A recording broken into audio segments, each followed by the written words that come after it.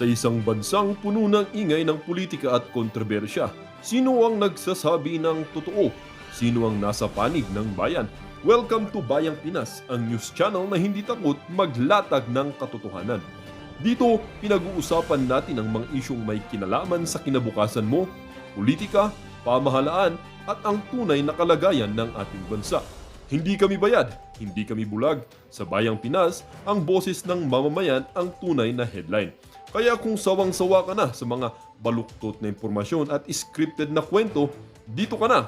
Dito sa Bayang Pinas, tayo ang bantay at boses ng bayan. Kung gusto mong manatiling mulat at informed, don't forget to like, share, and most importantly, subscribe dahil sa panahon ngayon, ang kaalaman ay kapangyarihan. Ito ang Bayang Pinas, balitang totoo, pusong makabayan para sa sambayanang Pilipino. Tara na't alamin ang tunay na balita. Kusang nasunog, sino ang nasa likod ng pagsunog sa Davao? Masyadong malaki naman, masyadong malaki. Dahil ba ang mga taga Davao ay naunang rumisponde na walang politikang nangyari? Tanong lang yan, yan ay mga katanungan, mga kareaksyon. Yan ay mga katanungan. Dahil ba ang Davao ay, alam po ba ninyo mga kareaksyon na maraming nag-isip? Marami ang mga nagulat, marami ang mga napahiling. Ano ba ang tunay na nangyari? Ano ba ang nasa likod ng sunog sa Davao? Yan po ang malaking katanungan ng ating mga kababayan.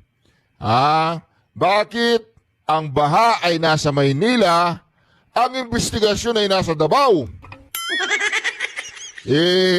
Kagabi nga lang di ba? Bumana na naman itong si Dilimaw Zero budget daw si Vice President. Wala na. Wala na po ang inyong santo. Wala na ang Diyos-Diyosan ninyong tamba. Pinapalibutan na siya ng batas. Pinapalibutan na siya ng mga ebidensya. Pinapalibutan na siya ng mga expose. At itong mga makakaliwang, itong MLA, Malibog Party List, ano ba na pangalan ng mamamayang malilibog, mamamayang liberal, liberal, hindi malibog, liberal, mamamayang liberal ni Leila Dilimaw. Tatawagin ko si Junel. Hello, Junel. Puntahan mo nga si Delima, yanigin mo ang mundo niya, yung lindulin mo ang mundo niya para manahimik. Nag-resign ka na, sorry naman. Nag-resign, anong pangalan ng isa? Basta, hello, ikaw ba yung isa? Oo, yung isa, yung pinagawa niya ng bahay. Oo, lindulin mo nga yung buhay niya paminsan-minsan. Si Dayo ba to? Si Ronnie Dayan? Lindulin mo nga si Delima paminsan-minsan. Nag-resign ka na rin. Wala na lilindol. Anyway, mga kareaksyon. Grabe po yan ang mga kareaksyon ang ginagawa ni Dilimaw. Zero budget, pero balikan po natin ang sunog sa Davao, mga kareaksyon. Sinunog ba? Nasunog ba? Sino ang nasa likod ng sunog dyan sa Davao? Masyadong mahiwaga ang timing. Di ba?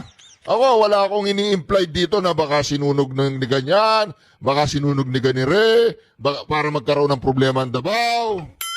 Lalo nyo lang pinapakita ang tikas ng Davao niyan Sa laki po ng sunog sa Davao, hindi man lang inabot po ng yung parang category 5. Pero sandali lang, naapula. Sandali lang, ang tanong, ba't ang laki, ba't ang bilis na kumalat ang apoy? Yun ang malaking tanong dyan sa lugar na yan. Kaya mga kareaksyon, okay lang, sige, walang nanunog, nasunog na mag-isa. Okay, tanggapin na natin, di ba? Nasunog na mag-isa. Alright na, wala nang problema, di ba? Wala nang problema, si Madam Rowena Guanzon muna. Ito ang reaction ko ng pinatawag na ng ICI. Kaya lang, Madam Rowena Guanzon, yung ICI daw, parang lutong Macau yan Parang lutong Macau lang yung ICI Sabi ni Mayor Magalong walang transparency. Binabago daw yung mga ebidensya ba, ganon.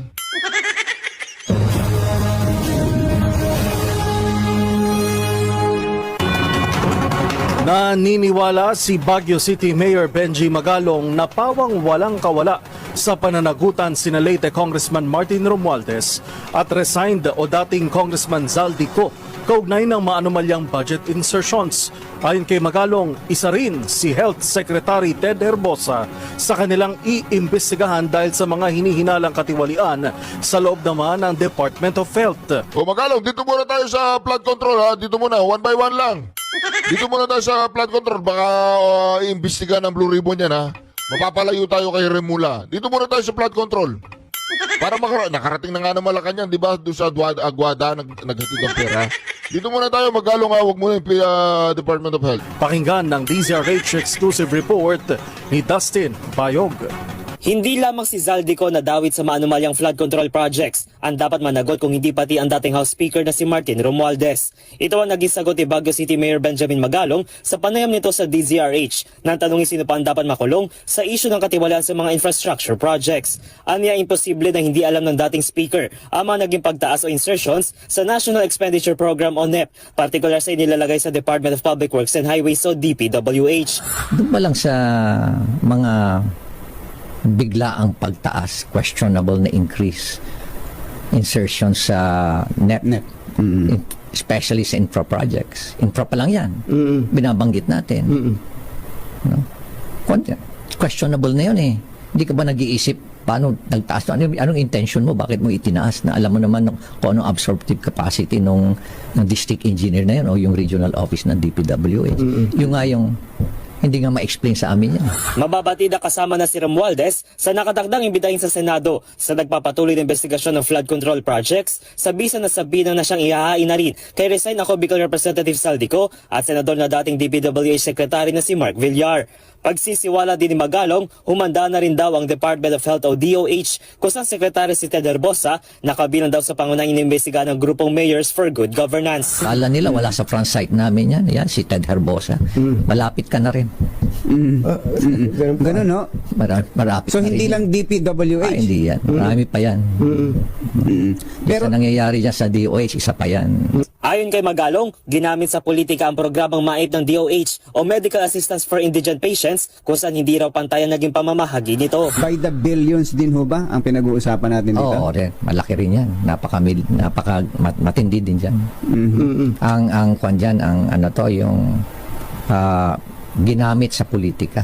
Especially during the last election, yung MAIP na yan. MAIP. Kaugnay nito, sinabi naman ni Senador Sherwin Gatchalian sa panayam din nito sa DZRH na mayroong 11 bilyong pisong proyekto ang DOH na hindi tapos kung saan ilan sa mga ito ay konektado sa mga kontrobersyal ng mga kontraktor tulad ng mag-asawang Diskaya. So merong isang I think regional hospital yun. Drug treatment facility, no, na hindi natapos pero nakasulat doon sa sa report na tapos na. No? So ibig sabihin ay mga anomalous projects na nakatawid from flood control pumunta na ngayon sa Health Department. Samantala, pinag-aaral pa ng Senado ang tila pag-iral din ng korupsyon sa kagawaran ng kalusugan, gayon din ang pagtitiyak na hindi na ito mangyayari sa 2026 national budget. Para sa MBC TV Network News, ito si Dustin Bayog ng DZRH TV. Una sa Pilipinas, una sa Pilipino. Ako mga ka-reaction, yung PhilHealth, no? Hindi ang usapan dito mga ka-reaction, isang tabi muna po natin yung PhilHealth, no? Dito muna tayo sa flood control. Nabanggit na si Martin Romualdez eh. Di ba, iimbestiga na si Martin Romualdez. Kaya lang ang problema mga ka-reaction, ito yata nga Blue Ribbon Committee, wala nang hearing. Tapos na yata, magpapasa na sila ng partial, Ito naman si Pampilo Lacson, napag-ahalata itong Pampilo Lacson na to eh. Napag-ahalata to eh, kaya mga ka-reaction, wag po tayong magugulat isang araw na si Cayetano na Senate President. Nako, huwag po tayo magugulat isang araw ha, kasi para yatang itong Villar gusto na naman bumaligtad. Okay lang, kahit na walang kredibilidad ang bilyar, okay lang pumunta sa minorya ngayon. Ay, tulong din yan. Paminsan-minsan, bawi naman sila. Wag lang puro business. Integridad muna. Kaya lang, iniipit na sila eh. Wala na silang magagawa dyan kundi bumaligtad. Nanganganib na matanggalan ng lisensya. Ayan, ito pa yung pinakamalupit mga kareaksyon, matanggalan na lisensya. Akala siguro ni Bonjing Remula ay matalino siya. Akala po niya siguro mga kareaksyon, kayang-kaya niya si Baste. Kasi yung isinampa nilang kaso doon sa ombudsman sa Davao na dakited na, pina-cancel pa, binigyan pa ng clearance para makonsidera na aplikante siya para maging ombudsman. Ang problema ngayon, dahil hindi pa nga siya ombudsman, kasi po ang ombudsman, impeachable yan eh. Hindi mo pwedeng i-demand yan, impeachable yan. Parang presidente tsaka vice-presidente yan. Kaya lang, hindi pa siya ombudsman ngayon, may kaso na. O magtutuloy-tuloy na yan. Kidnapping. Di ba tuloy natin ha? Yan ang pinakamalupit. Nanganib na matanggalan ng lisensya Yun! si Justice Secretary Boying Rimulya at 3 iba pa. Yun! Matapos silang sampahan ng disbarment complaint ni Acting Davao City Mayor Baste Duterte sa Korte Suprema. Kaugnay ito ng pagpapadala ng gobyerno kay dating Pangulong Rodrigo Duterte sa The Hague, Netherlands. Yun! Si Margot Gonzalez magbabalita.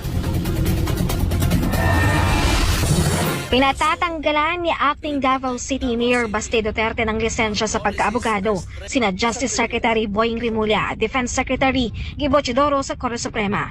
Ito ay kasunod ng pag-aresto at pagpapadala sa kanyang ama sa International Criminal Court sa The Hague, Netherlands. Matata na nangyari ang pag-aresto noong Marso ng kasalukuyang taon sa kabila ng pagtutol umano ng dating Pangulo dahil sa kawalan ng balidong warrant of arrest at due process. Damay din sa disbarment complaints sina DOJ Undersecretary Nicolas Felix T. at Prosecutor General Anthony Fadulion.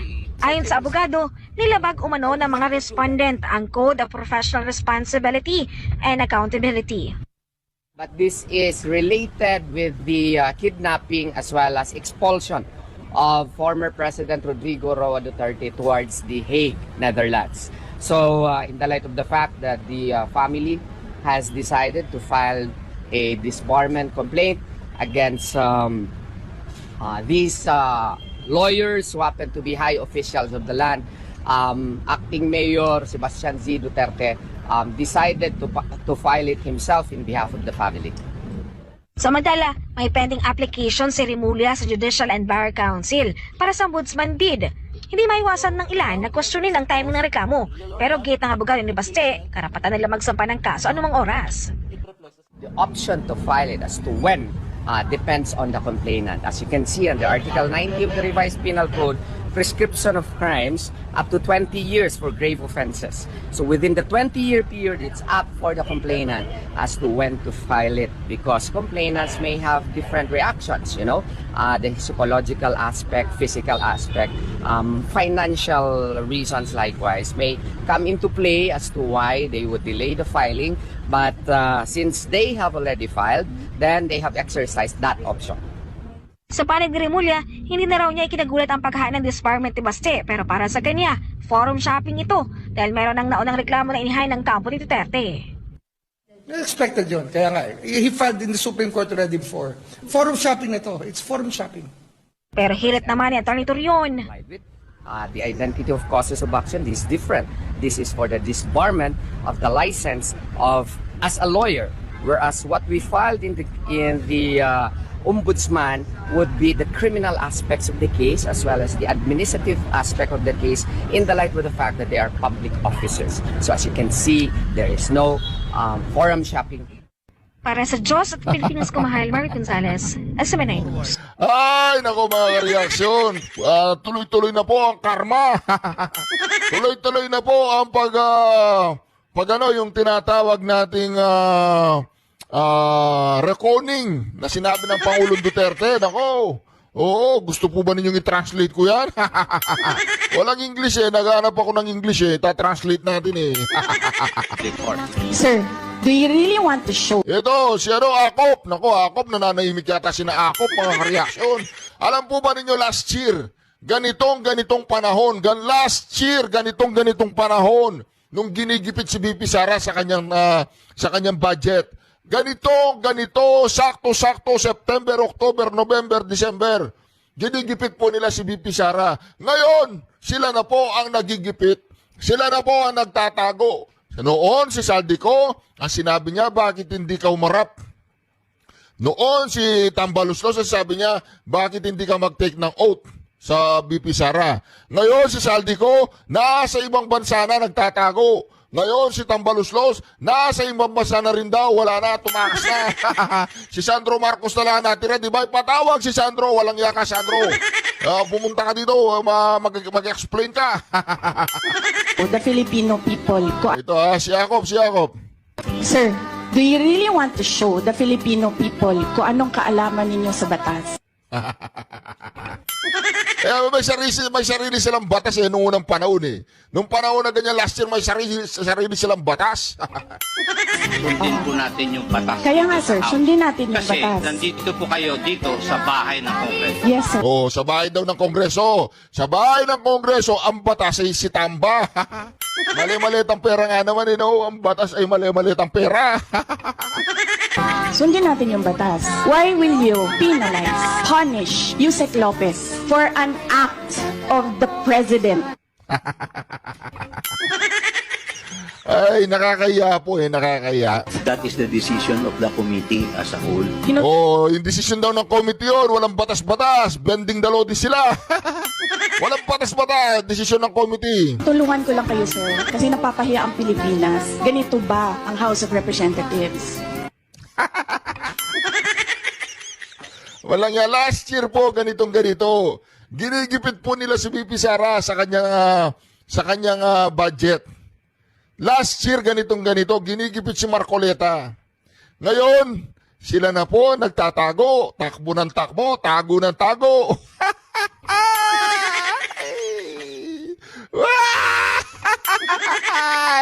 Hated me.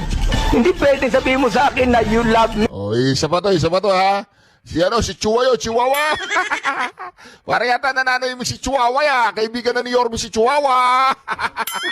Si Yorme, ginitna niya kami sa laban, sa mga kurap. Maya-maya, kayakap na niya yung mga kurap. Malagya ka, Yorme, ginago mo kami. Wala ka sa ayos, Yorme. Di ba? Ngayon, pasikat na naman si Yorme. Mag-isa ka na lang. Bahala kayo kay Yorme. Ayaw ko na. Igigitna ka niya sa away. Maya-maya yung kaaway. Magiging pagkaibigan siya doon sa kaaway. Walang yaka, Yorme. Ginago mo yung mga vlogger. Pweh! Hated me. Hindi pwede sabihin mo sa akin na you love me. Is that a person that you said that you love me? I love you. And because of that, isasampal ko ito sa'yo. Ngayon wala na si Abante, wala na yung angas niyang ganyan. Dati maangas sa mga animal na yan yung mga quadcom na yan. Yung mga young guns, nasan na? Si Gunggong. Si Suarez na nanahimik. Si Ortega. Namimiss ko yung angas ni Ortega. Wala na yata si Ortega. Ba't na nanahimik si Ortega? Baka masabit, baka masangkot, At the very most, I do not like your performance as a member of the 19th Congress.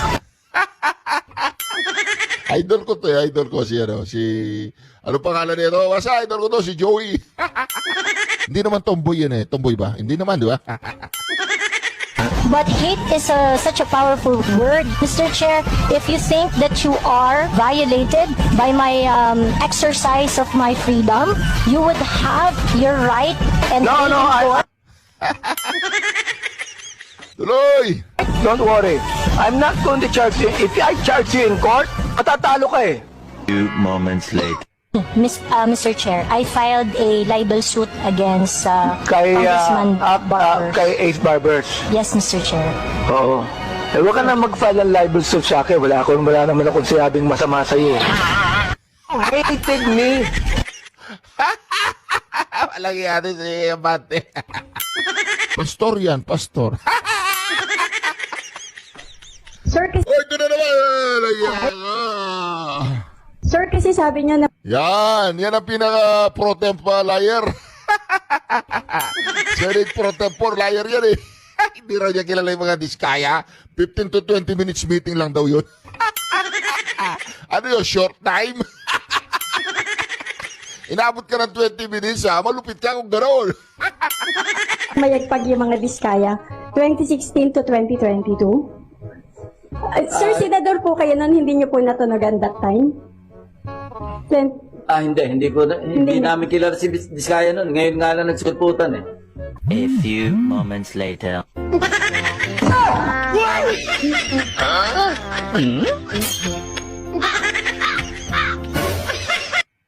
Galing no? Hindi niya kilala. Pero meron silang meeting 15 to 20 minutes. Sabi ni Mark Villar, tahimik lang ako. Pero sa pagkakataong ito, Magsasalita siya. papalag na ako. Ba? Pumalag na. Meron daw kasing kontratang nakuha ang mga Villar sa gobyerno noong kalihim pa ng DPWH si Mark. Paliwanag ni Mean Corbera. Mean! Magandang hapon, Nelson at Jen. Umangal si Senator Mark Villar sa mga pahayag ni Justice Secretary Jesus Crispin Remulla na kasama siya at ang kapatid na si Senator Camille Villar kasama ang kanilang ina na si dating Senator Cynthia Villar sa mga umano'y iniimbestigahan dahil sa issue ng anomalya sa flood control projects. Ayon kay Remulla, may conflict of interest umano nang makakuha ng kontrata na abot sa mahigit 18 bilyon ang pinsan ni Villar na isa umanong kontraktor. Pero ang sagot ng senador, wala sa sino mang miyembro ng kanyang pamilya ang nakinabang at nakakuha ng anumang kontrata sa gobyerno sa panahon ng kanyang panunungkulan noong sa paang kalihim ng Department of Public Works and Highways. Sabi pa ni Villar, sinusuportahan niya ang anumang uri ng investigasyon dahil wala siyang itinatago. Wala rin siyang direct o indirect ownership o control sa interes ng anumang kumpanyang lumalahok sa mga bidding sa DPWH. Makukumpirmaan niya yan sa mga records na wala sa mga kamag-anak niya ang nakakuha ng kontrato sa gobyerno mula noong 2016 hanggang 2021 kung kailan siya nanungkulan bilang kalihim ng DPWH. Balik sa inyo, Nelson at Chet. Pero bukod dyan sa kontrata na yan, may schedule na ba kung kailan naman iimbestigahan yung prime water, Meng? Di ba sabi iimbestigahan din yan? Inimbestigahan nitong linggo ng Senado yung prime water. Meron tayong story tungkol dyan. Nagisa nga itong opisyal ng prime water dahil wala silang maibigay na mga report tungkol dun sa ginawa nilang pagpasok dun sa joint venture agreement. Sa susunod na pagdinig ay pinagsusumite ni Senator Raffy Tulfo na siyang chairman ng Committee on Public Services yung kumpanya ng lahat ng mga detalye doon sa kanilang mga finanse. Ayun. Pero tanong nga, pagbalik nila, kung totoo bang ibinibenta na yata ng mga Villar yung shares nila dyan sa prime water, no, Meng? Tatanong natin yan, Ted. Salamat na marami. Yan